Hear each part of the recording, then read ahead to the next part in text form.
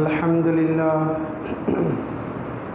لله رب العالمين والعاقبة للمتقين والصلاة والسلام على رسوله الكريم أما بعد الحمد لله. நாம் இன்று பார்க்க வேண்டிய தலைப்பு பள்ளிவாசலை கண்ணியப்படுத்துவோம். பள்ளிவாசலின் கண்ணியம்.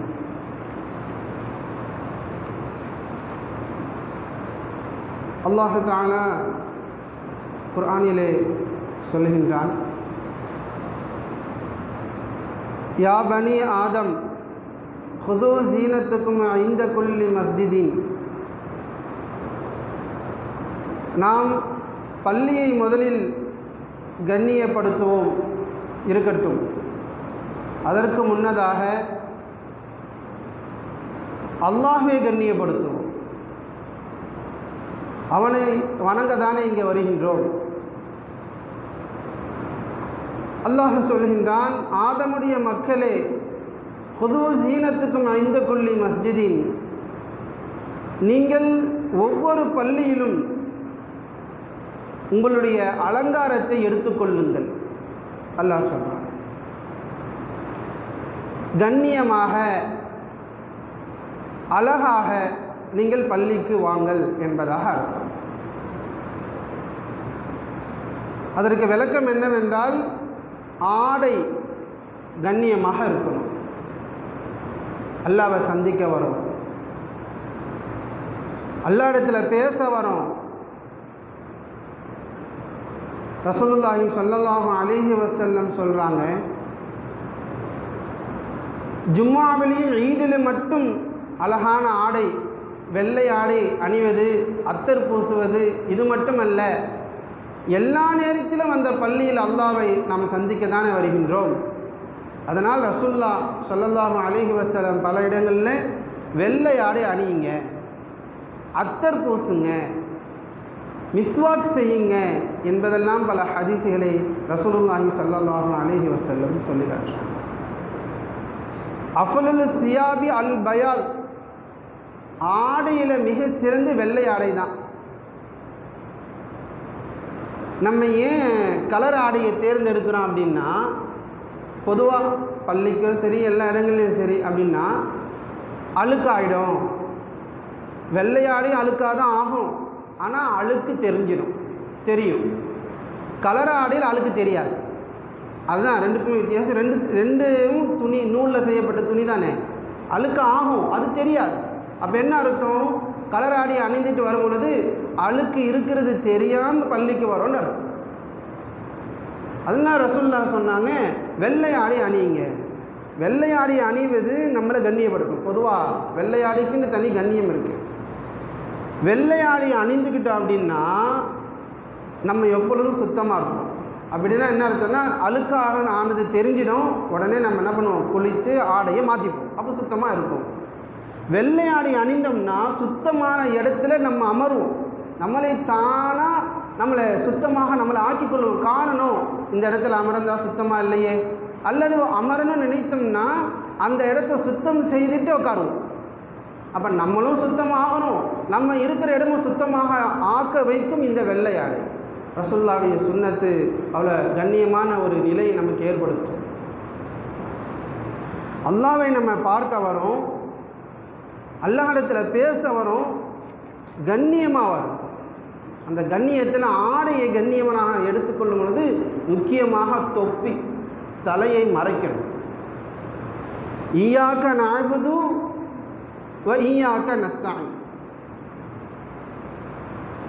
அல்லாஹ், யா அல்லாஹ், உன்னையே நான் வணங்குறேன் அப்படின்னு சொல்கிற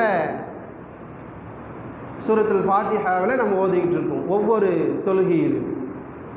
அப்படின்னு என்ன அர்த்தம்? அல்லாஹ் நேரில் இருக்கிறான் அப்படின்னு அர்த்தம். ஒரு பெரிய வழி இன்ஷா அல்லாஹ். அதாவது உதாரணத்துக்கு நம்ம சபூர் மௌலானா வைங்களேன், அவங்க உயிரோடு இருக்காங்க, அவங்களுடைய கண்ணியம் மகத்துவம் நமக்கு தெரியும், அவங்கள சந்திக்க போகிறோம். எப்படி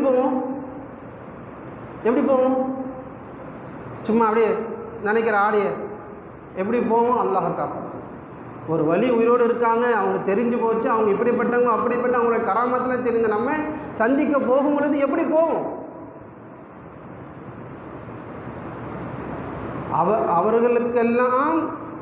அவர்களெல்லாம் படைத்த அல்லாஹ்.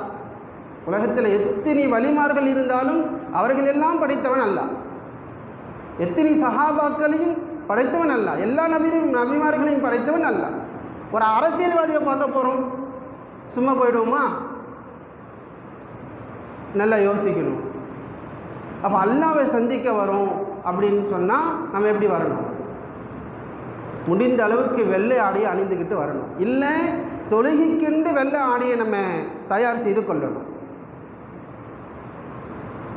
நம்ம ஓதும் பொழுது கேரளா உலமாக்கள் சிலர் பாடத்துக்கு ஒரு ஆடையை அணிவாங்க, லுங்கி அணிவாங்க, தொழுகைக்கு ஒரு லுங்கி அணிவாங்க. அப்போ நம்ம கேட்டோம், ஏன் இந்த மாதிரி செய்றீங்க அப்படின்னா, அந்த லுங்கியே போட்டுக்கிட்டு கண்ட இடத்துல உட்காருவோம், சமையல் கட்டில் உட்காருவோம், அங்கே எண்ணெய் இருக்கும் சமையல் கட்டில், பாத்ரூம் போகிறோம் அது மேலே செதுரும், பாத்ரூம் இடத்துல காலை கழுவும் பொழுது தண்ணி அந்த லிங்கியில் படும். இந்த லிங்கியோடு மறுபடியும் நம்ம பள்ளிக்கு போகிறதுல என்ன கண்ணியம் இருக்குது? நஜீஸ் இருந்தா அதனால் அதுக்குன்னு தனியாக ஆடையை வைத்து கொண்டு இருப்பாங்க. அவங்களுக்கு சில அந்த ஆலிம்கிட்ட சில ஒழுக்கங்களை நம்ம கற்றுக்கிட்டோம். இப்போ பள்ளிக்கென்று நம்ம கண்ணியத்தை பேசுவதை விட நம்மளுடைய ரப்பை பார்க்க வரும், எப்படி வரணும்? நேராக அதிகமான நபர்கள் அது அப்படி நவீன காலமாக ஆக்கப்பட்டாச்சு. யூடியூப்பு, ஃபேஸ்புக்கெல்லாம் தொப்பி அணிய தேவையில்லை, அது மார்க்கம் இல்லை, ஹதீஸ் இல்லை என்றெல்லாம் ஆலிம்கள் அல்லாத சொல்வதை கேட்கக்கூடிய நபர்களிலிருந்து கற்றுக்கொண்ட விஷயம். அப்படி ஆயிடுச்சு, அது மாடலாக ஆயிடுச்சு. கூட்டுதுவா இல்லை, நிறைய விஷயங்களை மார்க்கத்தில் தடுக்கப்பட்ட விஷயங்கள். ரசூலுல்லாஹி ஸல்லல்லாஹு அலைஹி வஸல்லம் சொல்கிறாங்க, சஹாபாக்கள் ரசூலுல்லாஹ்ட்ட கேட்குறாங்க, இஹ்சான் என்றால் என்ன, உபகாரம் என்றால் என்ன? ரசூலுல்லாஹ் சொல்கிறாங்க, இன் தஅபுதுல்லாஹ கஅன்னக தராஹு ஃபஇல்லம் தகுன் தராஹு ஃபஇன்னஹு யராக. அல்லாஹ்வை நீங்கள் வணங்கும் பொழுது அல்லாஹ்வை நீங்கள் பார்ப்பதை கொண்டு வணங்குங்க. அந்த அளவுக்கு ஈமான் இல்லையா? அல்லாஹ் உங்களை பார்க்குற நினைத்து வணங்குங்க. நேராக வந்து நம்ம பள்ளிவாசலில் சஃபில் நிற்கும் பொழுது அதுக்குன்னு ஒரு கண்ணியம், சலசலப்பு வரக்கூடாது, பேசக்கூடாது. சஃபில் நின்றுக்கிட்டு அல்லாஹ்கிட்ட பேச போகிறோம், அல்லாஹ்கிட்ட நிற்க போகிறோம். கை தக்பீர் கட்டுற என்ன அர்த்தம்? சரண்டர். போலீஸுக்கிட்ட சரண்டர் ஆகிறோம்ல, என்ன அர்த்தம்?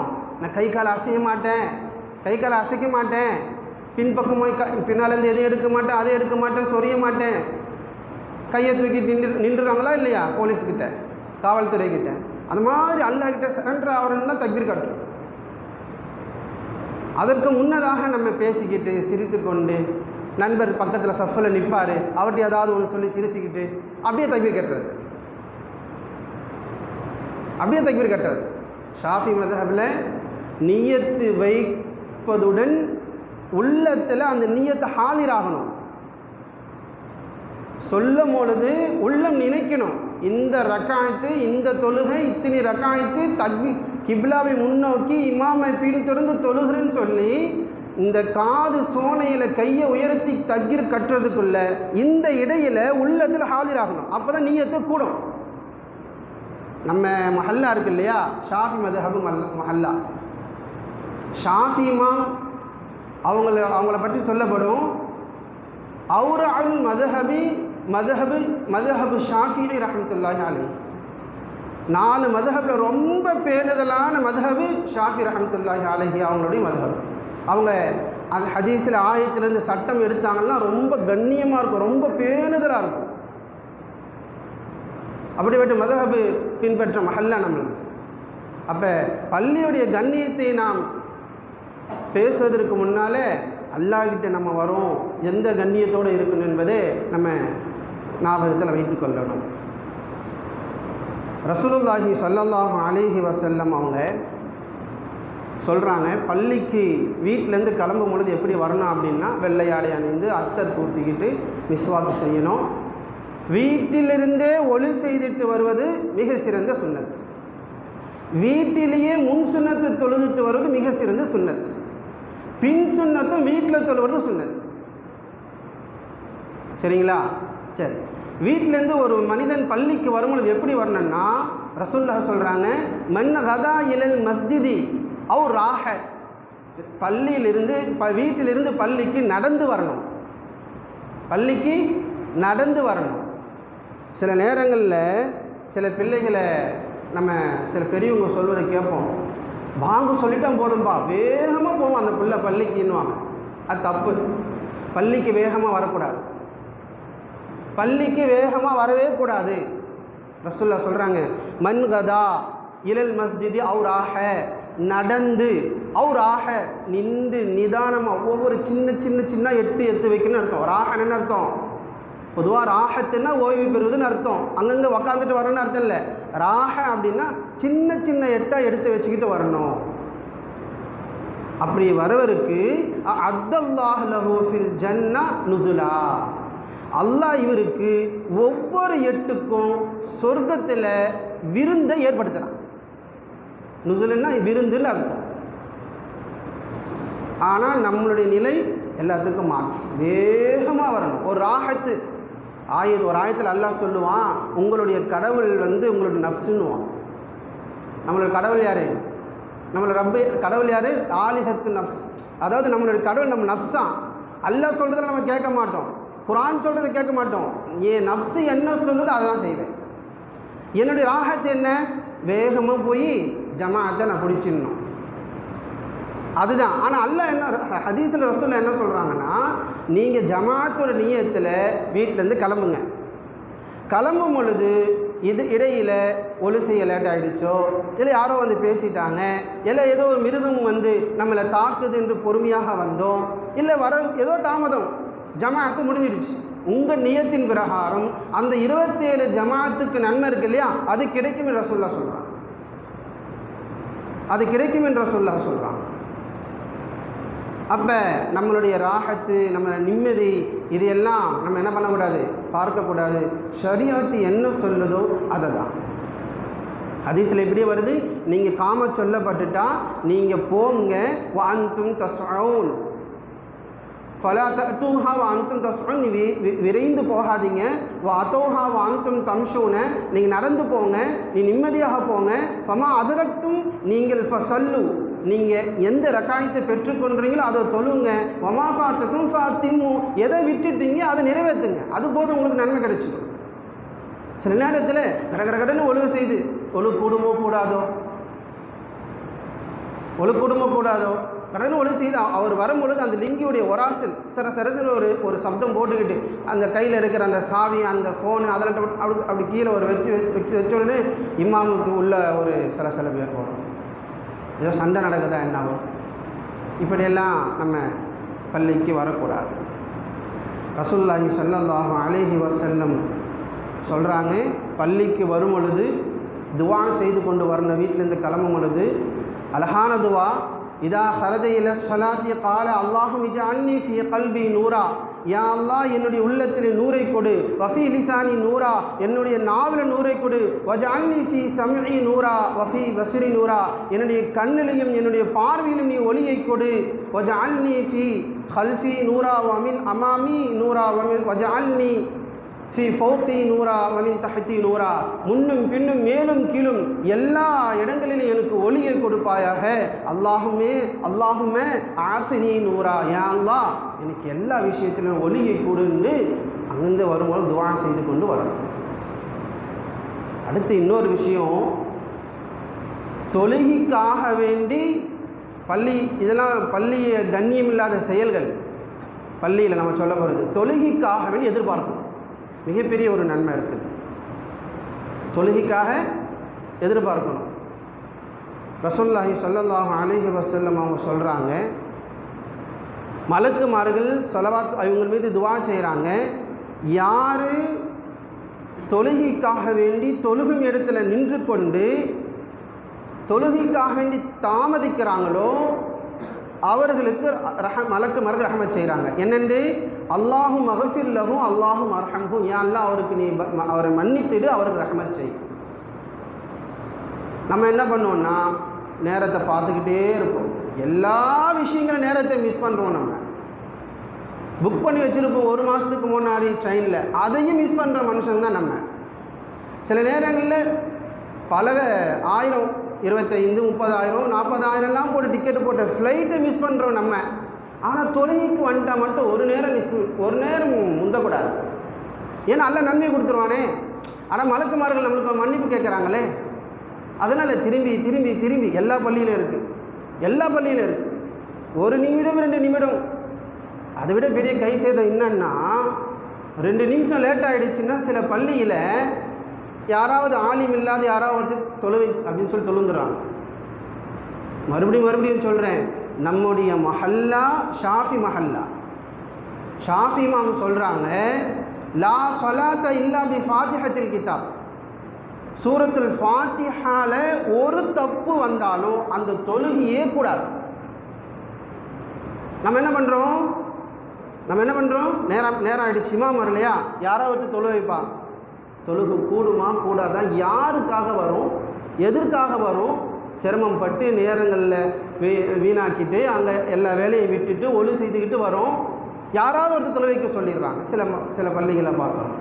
சில பேர் அவர் தொழு வச்சா அவர் ஆலிம் இல்லை, அவர் தொழு வச்சா நான் தொழுவ மாட்டேன்னு சொல்லி பள்ளியை விட்டு தொழுகாமல் வேறு பள்ளிக்கு போய் தொழுதுனால சிலரை அந்த ஊர்லேயே சேர்க்காமல் சில பிரச்சனைகள்லாம் நடக்கக்கூடிய விஷயங்கள்லாம் நம்ம பார்க்குறோம். காரணம் அவர் என்ன சொல்கிறாருன்னா, அவருக்கு தெரியாதுங்க, அவருக்கு ஏதோ கொஞ்சம் தெரியும், நீங்கள் தொழு வச்சிடுறீங்க, அவர் பின்னால் நிற்க மாட்டேன்னு சொல்லி தொழுகாமல் போன வரையெல்லாம் பிரச்சனை பண்ணக்கூடிய சில மஹல்லாவெலாம் இருக்குது. இப்போது ரசூலுல்லாஹி ஸல்லல்லாஹு அலைஹி வஸல்லம் சொல்கிறாங்க ஒரு ஹதீஸில், ஒரு தடவை ரசூலுல்லாஹி ஸல்லல்லாஹு அலைஹி வஸல்லம் இஷா தொழு வைக்கிறாங்க. தொழு வைக்கும் பொழுது சஹாபாக்கள்லாம் தாமதிச்சுக்கிட்டு இருக்காங்க. நேரம் ஆயிடுச்சு.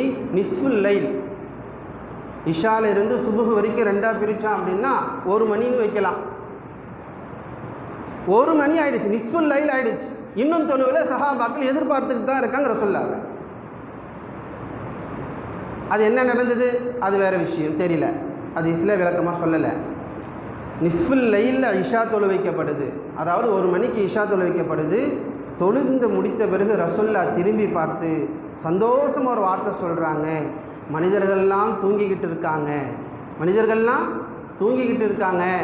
இந்த நேரத்திலையும் இமாம் ஜமாத்து நன்மை எதிர்பார்த்து தொழுகையை எதிர்பார்த்தா இவ்வளோ நன்மை இருக்கிறது என்று எதிர்பார்த்து இந்த நேரத்திலும் தொழக்கூடியவர்கள் இருக்க தான் செய்கிறாங்க என்று ரசூலுல்லாஹி ஸல்லல்லாஹு அலைஹி வஸல்லம் அவங்க அழகான ஒரு துஆவை செய்கிறாங்க, பாராட்டுறாங்க. தொழுகைக்கு வரும்பொழுது பள்ளி உள்ள வலது காலை எடுத்து வைக்கணும். அஊது பில்லாஹி மினஷ் ஷைத்தானிர் ரஜீம் ஓதணும். ஆமாம், பள்ளிக்கு தானே வரும், இங்கேயுமா ஷைத்தான்கிட்ட பாதுகாவல் தரணும். எல்லா பாவத்திற்கும் ஒவ்வொரு ஷைத்தான் இருக்கான். ஒரு ஷைத்தான் மட்டும் இல்லை, எல்லா பாவத்துக்கும் ஒவ்வொரு ஷைத்தான் இருக்கான். ஒவ்வொரு ஷைத்தானுக்கும் பேர் இருக்கு. ரசூலுல்லாஹி ஸல்லல்லாஹு அலைஹி வஸல்லம் அவங்க ஒரு நாள் தொழுதுட்டு இருக்கும்போது இப்படி கையை இப்படி அசைப்பாங்க. தொழுது முடித்த பிறகு சஹாபாக்கள் கேட்பாங்க, யா ரசூலுல்லாஹ், இந்த தொழுகையில் ஒரு வித்தியாசமான செயலை பார்த்துமே என்ன? இல்லை, எல்லா தொழுகக்கூடியவர்களை சிந்தனையை கெடுப்பதற்காக வேண்டி ஒரு ஷைத்தான் இருக்கான். அந்த ஒரு ஷைத்தான் என் தொழுகையை கெடுக்க வந்தான், தீப்பந்தத்தால் அவனை விரட்டி அடித்தேன். அதுதான் அந்த செயல் என்பதாக ரசூலுல்லாஹ் சொன்னான். அஊது பில்லாஹி மினஷ் ஷைத்தானிர் ரஜீம் ஓதிட்டு ஸலவாத் ஓதிட்டு வலது காலை உள்ளே வைத்து அல்லாஹும்ம அஃப்தஹ் லி அப்வாப வரஹ்மத்திக் என்று ஓதிட்டு உள்ள வரணும். வெளியே போகும்பொழுது இடது காலை வைத்து வெளியே போகணும். சில நேரங்களில் பள்ளி வாசல் இருட்டாக இருந்தது, லைட்டு போடணும். சீக்கிரம் வந்துட்டோம், மஹ்ரிப் நேரம், லைட்டு போடணும். மொய்தனார் தான் போடுவார் என்பதாகலாம் இல்லை. பள்ளிவாசலை விளக்கேற்றுவதற்கு மிக சிறந்த சிறப்புகள்லாம் இருக்குது, மிகப்பெரிய சிறப்புகள்லாம் இருக்குது.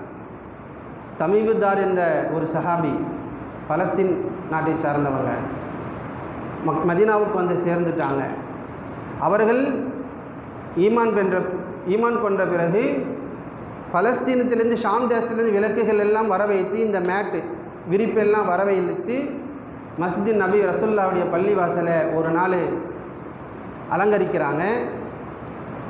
அப்போ 4-5 அவர்களுக்குள்ள அடிமையை நியமித்து இதை நீங்கள் இந்த விளக்கெல்லாம் ரெடி பண்ணிவிட்டு எண்ணெயெல்லாம் ஊற்றி மேட்லாம் போட்டு ரெடி பண்ணுங்கன்னு சொல்லி அவங்கள நியமிக்கிறாங்க.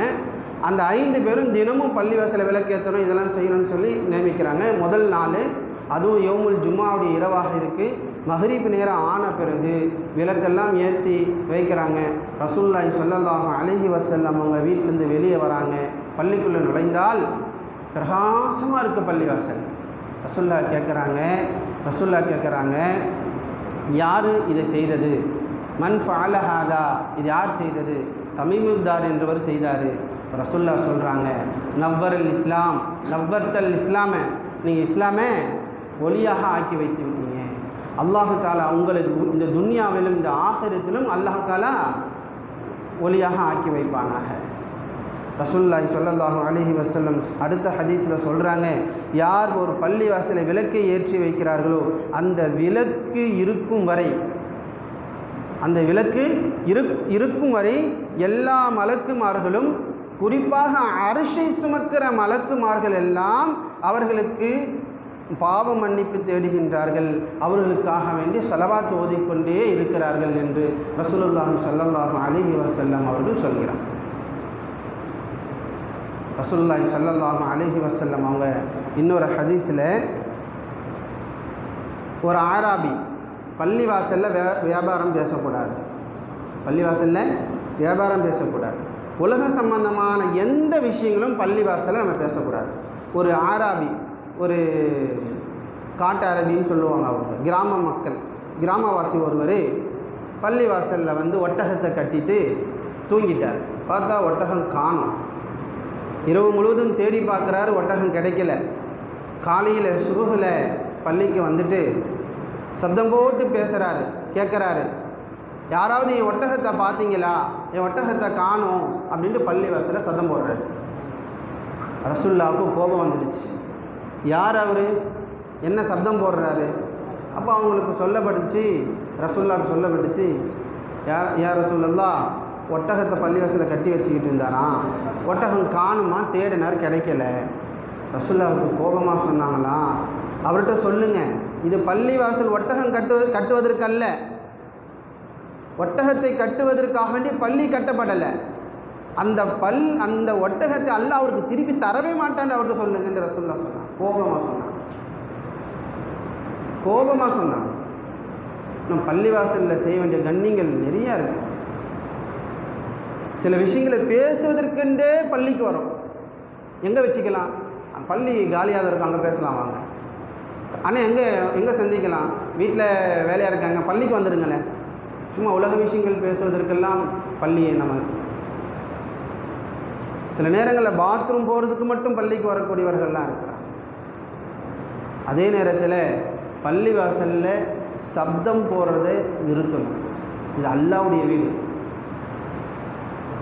இன்னல் மசாஜித லில்லாஹ், நிச்சயமாக பள்ளிவாசல் அல்லாஹ்வுக்கு சொந்தமானது, யாருக்கும் சொந்தம் கிடையாது.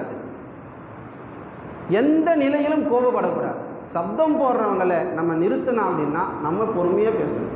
நம்மளும் போய் சப்தம் போட்டுட்டோம்னா அவர் இடத்துல நம்ம இருக்கிறோன்னு அர்த்தம். ஆமாம், இது அல்லாஹ்வுடைய வீடு, மலக்குமார்கள் இருக்காங்க. தொழுகையில் எதையெல்லாம் மனிதர்களுக்கு நம்ம நோவினை செய்கிறோமோ அது மலக்குமார்களும் நோவினை செய்வதை போன்று. நீங்கள் வெங்காயத்தையும் பூண்டையும் சாப்பிட்டுட்டு பள்ளிக்கு வராதிங்க, அப்படி சாப்பிட்டீங்கன்னா பள்ளி விழுந்து வெளியே போயிடுங்க ரசூலுல்லாஹ் சொல்லுவாங்க. சொல்லிட்டு இது துர்நாற்றம், இது நீ யார் பக்கத்தில் நீங்கள் நின்று சொல்லுவீங்க அவங்கள வேதனைப்படுத்தும். எதை மனிதனை வேதனைப்படுத்த அதே மாதிரி மலக்குமார்களை வேதனைப்படுத்துன்னு ரசூலுல்லாஹ் சொல்கிறாங்க. அப்போ மலக்குமார்கள் பள்ளியில் நிறைந்து இருக்கிறாங்க. நம்ம சப்தம் போடும்போது அவங்களுக்கு கோபம் அவங்க ஏதாவது சாப விட்டு என்ன ஆகும்? உமர் ரலியல்லாஹு தஆலா அன்ஹு அவங்க 2 பேர் பள்ளிவாசலில் சப்தம் போட்டுக்கிட்டு இருக்காங்க. உமர் ரலியல்லாஹு தஆலா அவர்களை பற்றி கேள்விப்பட்டிருக்கோம். வெட்டு தான், முதல்ல அடி தான். ஆனால் அவங்கள மாதிரி நீதமானவங்க யாருமே இல்லை. கோபக்காரு தான். அவங்க கோபப்பட்ட சரியானதாக இருக்கும். எடுத்தன் கவுத்தன் பேசக்கூடியவங்கள் அல்ல. அவர்களுடைய நாவில் அல்லாஹ் பேசுகிறான் என்பதை ரசூலுல்லாஹ் சொல்லியிருக்காங்க. அவர்கள் சொன்ன மஷ்ராக்கள் எத்தனையோ ஆயத்துக்கள் மஷ்ராக வந்திருக்கு. முதல்ல அவங்க மஷ்ரா கொடுப்பாங்க, நாளைக்கு அல்லாஹ் ஆயத்தை இறக்கிடுவான். பல ஆயத்துக்கள் இருக்கு. அவ்வளோ கண்ணியமானவங்க, உயர்வானவங்க. அவங்க 2 பேர் பள்ளி வாசலில் சப்தம் போட்டுக்கிட்டு இருக்காங்க. அப்போ அவங்க யார், அவங்க 2 பேர் கூப்பிட்டுட்டு வாங்க அப்படின்ட்டு உமர் ரலியல்லாஹு தஆலா அன்ஹும் அவங்க சொல்கிறாங்க. யார் நீங்கள், எங்கேருந்து வரீங்க? நாங்கள் அஹ்லு தாயிஃப் நகரம், அங்கேருந்து ஒரு 90 கிலோமீட்டர், மதீனாவிலேருந்து மக்காவிலேருந்து ஒரு 90 கிலோமீட்டர் கிட்ட இருக்குது. நாங்கள் தாயிஃப்லேருந்து வரோம். தாயிஃப்லேருந்து வரீங்களா? தாயிஃப் வாசின்றதுனால உங்களை விடுறேன்.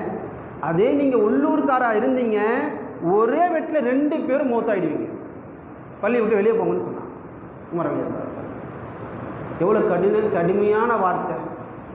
வெட்டு கொலை செய்யும் அளவுக்கு உமர் ரலியல்லாஹு தஆலா அவர்களுக்கு கோபம் வந்துச்சுன்னு சொன்னால் பள்ளி வாசலில் எவ்வளோ கண்ணியமாக நம்ம இருந்துக்கணும் என்பதாக நம்ம யோசிக்கணும். இன்னொரு ஹதீஸில் ரசூலுல்லாஹ் சொல்கிறாங்க, யாராவது பள்ளி வாசலில் எச்ச துப்புனா, வெளியே போய் துப்புறோம் சரி, அந்த காலத்தில் மண்ணில் தானே இருந்தது, இப்போ தானே டைல்ஸ்லாம் இருக்கும். அந்த காலத்தில் ரசூலுல்லாஹ் காலத்தில் மண்ணு தானேன்னு சொல்லி எச்ச துப்பக்கூடாது. யாராவது பள்ளிவாசல் உள்ள எச்ச துப்புனா கஃபாரத்துஹு தஃபனு, அவருடைய பரிகாரம் அவர் உள்ள புதைக்கிறது தான் பரிகாரம். அவருக்கு வேறு எந்த ஒரு பரிகாரமே இல்லை. அப்படி என்றால் நம்ம நல்லா யோசிக்கணும். பள்ளிவாசலில் நம்ம சதா காலமும் ஒழுவோடு இருக்க முயற்சி பண்ணணும். எது வரைக்கும் நம்ம பள்ளிவாசலில் ஒழுவோடு இருக்கிறோமோ அது வரைக்கும், பள்ளியிலிருந்து வெளியே போகிற வரைக்கும் மலக்குமார்கள் மகஃபில்லஹு வர்ஹம் துவா செஞ்சுக்கிட்டே இருக்காங்க. மலக்குமார்கள் துவா செய்கிறாங்க, நம்ம அவ்வப்போது சொல்லிக்கிட்டே இருக்கிறோம். மலக்குமார்கள் துவா செய்கிறாங்கன்னு ஏன் அதிகமான இடங்களில் சொல்லப்படுதுன்னா, அவங்க துவாவை அல்லாஹ் ஏற்றுக்கொண்டாங்க. கண்ணியமானவங்க, மாசூம், மலக்குமார்கள் பாவமே செய்ய மாட்டாங்க, பாவம் அவங்களுக்கு செய்ய தெரியாது. 3 பேர் அல்லாஹ் இருக்கிறான் என்று சாட்சி சொல்லக்கூடியவங்க 3 பேர். ஒன்று அல்லாஹ், 2வது மலக்குமார்கள், 3வது ஆலிம்கள் அப்படின்னு அல்லாஹ் குர்ஆன்ல ஒரு ஆயத்தில் சொல்றான். ஷஹித் அல்லாஹு அன்னஹு லா இலாஹ இல்லாஹுவ வல் மலாயிகத்து வ உலுல் இல்மி காயிம பில் கிஸ்த். 3 பேர் சாட்சி சொல்றாங்க அல்லாஹ் இருக்கிறான். அதில் ஒருத்தவங்க மலக்குமார்கள். மிகப்பெரிய சிறப்புகள்லாம் மலக்குமார்கள் இருக்கு. அவங்க துஆ செய்கிறாங்க அப்படின்னா நம்ம சாதாரணமாக எடுத்துக்க கூடாது. அவங்க ரஹமத்துக்காக வேண்டி அல்லாஹ் கிட்ட கேட்குறாங்க, மன்னிப்பு கேட்குறாங்கன்னா சாதாரணம் எடுத்துக்க கூடாது. அந்த துஆ ஏற்றுக்கொள்ளப்படும் என்றார். சில நேரங்களில் உள்பள்ளியில் தானே சப்தம் போடக்கூடாது, வெளிப்பள்ளியிலேருந்து சப்தம் போடலாம், பேசலாம் அப்படின்னா இங்கே உள்ளவங்களுக்கு இடையூறாக அல்லாஹ் நம்மளை நேர்வழியை கொடுப்பானா, நம்மளுடைய கோபத்தை எல்லாம் தன்னுடைய உள்ளத்தை அடக்கி கொள்ளக்கூடிய ஒரு நிலையை கொடுப்பானா. கோபம் வரந்தான். ரசூலுல்லாஹ் சொன்னாங்க, யார் தெரியுமா வீரன்? 10 பேரை நின்று அடிக்கிறவங்களா வீரம் அல்ல. கோபம் வரும் பொழுது தன்னுடைய நப்சை அடக்கி கொள்ளக்கூடியவர், தன்னுடைய நாவை அடக்கி கொள்ளக்கூடியவர் தான் வீரன் என்று ரசூலுல்லாஹ் சொன்னாங்க. அவன் தான் வீரன் என்று ரசூலுல்லாஹ் சொன்னாங்க. பள்ளிவாசலுக்கு சில கண்ணியங்கள் இருக்கிறது. பள்ளிவாசல் உள்ள நுழைந்த உடனே பள்ளிவாசல் காணிக்கை தொழுகை அப்படின்னு சொல்லி ஒன்று வந்த உடனே 2 ரக்காத் தொழுவது சுன்னத்தாக 2 ரக்காத் தொழுகணும். ஏனென்றால் நாளைக்கு கியாமத் நாளில் எல்லா பள்ளிவாசல்களும் மஸ்ஜிதுகளும் சஜிதா செய்தவர், மஸ்ஜிது ஏன்னு சொல்கிறாங்கன்னா சஜிதா செய்யக்கூடிய இடம். நம்ம எல்லாம் சாஜிதுகள், சஜிதா செய்யக்கூடியவர்கள். இது சஜிதா செய்யும் இடம். இந்த சஜிதா செய்யக்கூடிய நமக்கு நாளை கியாமத் நாளில் அந்தந்த பள்ளி சாட்சி சொல்லும். அந்தந்த பள்ளி சாட்சி சொல்லும். வந்த உடனே 2 ரக்காத் தொழுவதற்கு நம்ம முயற்சி செய்யணும். இன்னும் அதிகமான பள்ளிவாசலுக்கு கண்ணியமான விஷயங்கள் அதிகமான விஷயங்கள் இருக்குது. அதெல்லாம் சொல்ல போனால் அதிகமான நேரங்கள் ஆகும். சொன்ன இந்த விஷயத்தை நம்ம கையாண்டு கொண்டாவே அல்லாஹ் தஆலா நமக்கு ஹிதாயத்தை கொடுப்பான். கடைசி ஒரு ஹதீஸ் சொல்லிவிடுகிறேன். இந்த வார்த்தையை வைத்து நம்ம விளங்கிக் கொள்ளலாம். பள்ளிவாசலுக்குள்ளே நுழைந்தால் நாம் எப்படி இருந்து கொள்ளலாம். அல் மசாஜிது புயூத்துல் முத்தகீன், பள்ளிவாசல் இறையச்சம் உடையவர்களுடைய வீடு. யாருடைய வீடு? இறையச்சம் உடையவர்களுடைய வீடு. அப்போ நம்ம இங்கே வந்தால் எப்படி ஆயிடணும்? இறையச்சமுடைய அல்லாஹ்வுக்கு பயப்படக்கூடியவர்களாக நம்ம ஆயிடணும். சில நேரங்களில் அல்லாஹ் தஆலா சில நேரங்களுக்கு சிலருடைய வார்த்தையால் அல்லாஹ் ஹிதாயத்தை கொடுப்பான். நம்மலாம் தொழுகைக்கு வரோம், நம்மளோட ஈமான் சில நேரங்களில் கண்ணியம் இல்லாமல் பள்ளிவாசலில் நடந்துப்போம். ஆனால் அல்லாஹ் தஆலா குடிக்காரர்கள் இருக்காங்கல்ல, தொழுகைக்கே வராத சில பேர் இருக்காங்கல்ல, பாவம் செஞ்சுக்கிட்டு, அவங்கள பள்ளியில் கூப்பிடுங்களேன். வரமாட்டாங்க. என்ன சொல்லுவாங்க? சுத்தம் இல்லை, நான் வரக்கூடாதுன்னு சொல்லுவாங்க. அவர்களது உள்ளத்தில் கூட சில நேரம் பள்ளி விட கண்ணியம் இருக்கும். சதா நேரம் பள்ளியில் விழுந்துக்கிட்டு இருக்கக்கூடியவங்க, எங்கே போனாலும் ஜமாத்தை விடாத சில நபர்கள் இருப்பாங்க, எங்கே போனாலும் ஜமாத் தொழுகி தொழுவாங்க. அவங்கள் கூட சில நேரங்களில் பள்ளியோட கண்ணியம் தெரியாமல் போகும். துர்பாக்கியம் இதெல்லாம். ஆமாம், திடீர்னு ஒருத்தர் பள்ளிக்கு வெளியே போயிட்டே இருக்கிறாரு, தொழுகைக்கு அவருக்கு சம்மந்தம் இருக்காது, ஆனால் அவங்க குடிக்காரனா இருப்பாங்க, பள்ளிக்கு கூப்பிட்டு வரமாட்டாங்க. நான் வரலைங்க, சுத்தம் இல்லை, நான் நாளைக்கு வரேன்னுவாங்க. ஏன்? அவங்களுக்கு கூட கண்ணியம் இருக்குது, பள்ளிவாசலுடைய கண்ணியம். ஆனால் பள்ளியிலே விழுந்திருக்கிற சில இப்போ நம்மளை போல சிலருக்கு சில நேரங்களில் கோபத்தினால என்ன கண்ணியம் இல்லாமல் நடந்துக்கும். அல்லாவுடைய பள்ளியை யார் கண்ணியப்படுத்துகிறார்களோ அல்லாவை கண்ணியப்படுத்துவதை போன்று அல்லாவை கண்ணியப்படுத்தியவன் அல்லாஹ் சும்மா இருக்க மாட்டான், அவர்களை கண்ணியப்படுத்துவான் என்பது எந்த ஒரு சந்தேகமும் இல்லை. அல்லாஹ் தஆலா அவனையும் அவனுடைய பள்ளிவாசலையும் கண்ணியப்படுத்தக்கூடிய கூட்டத்தார்களை நம்மளை ஆக்குவானாக. வ ஆகிரு தஅவானா அல்ஹம்துலில்லாஹி ரப்பில் ஆலமீன். அஸ்ஸலாமு அலைக்கும் வரஹ்மத்துல்லாஹி வபரகாத்துஹு.